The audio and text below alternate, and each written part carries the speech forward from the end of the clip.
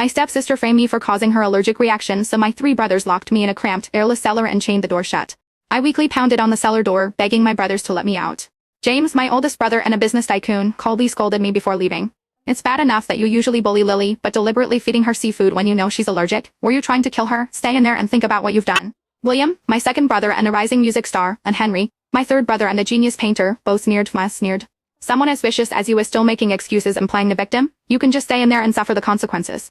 With that, they carried my trembling stepsister Lily in their arms and rushed her to the hospital. As the oxygen slowly ran out, each breath became more labored until I finally died in that cellar.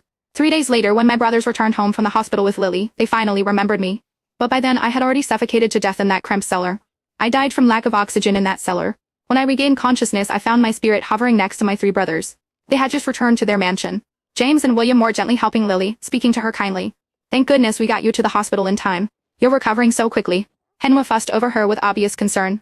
The doctor said your body is still weak and needs proper nourishment. He then eagerly served Lily a large piece of meat. A servant hesitantly spoke up, young masters, Miss Rachel hasn't made a sound in the cellar for 3 days now.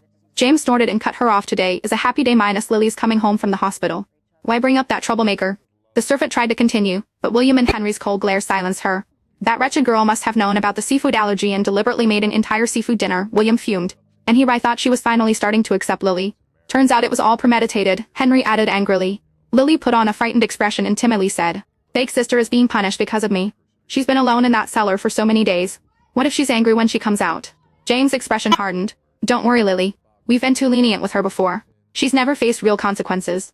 After this lesson, she won't dare bully you again. As he spoke, he instinctively pulled out his phone and refreshed our chat history. But our last messages were still from 3 days ago. In those 3 days I hadn't sent a single message or made a single call. James' eyes flashed with anger. That ungrateful brat, it's been days and she hasn't even sent one message asking how Lily is doing. At that moment Lily deliberately grasped Jane's hand and said in a tearful voice, I just want a big sister to spend time with me. I never meant to steal anything from her.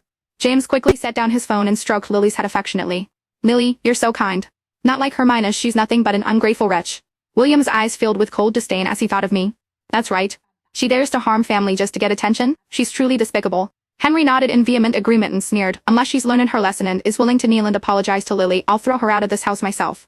I stood nearby, listening to my brother's words and could only laugh bitterly at the absurdity. But my spirit's actions went completely unnoticed by the living. Ever since our parents died when I was young, my 3 brothers had devoted all their attention to me. One day, I said I wanted a playmate my own age, so my brothers went to an orphanage and adopted Lily as my stepsister.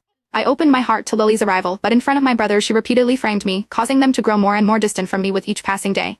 Including this time minus my 3 brothers locked me in that tiny cellar without a second thought.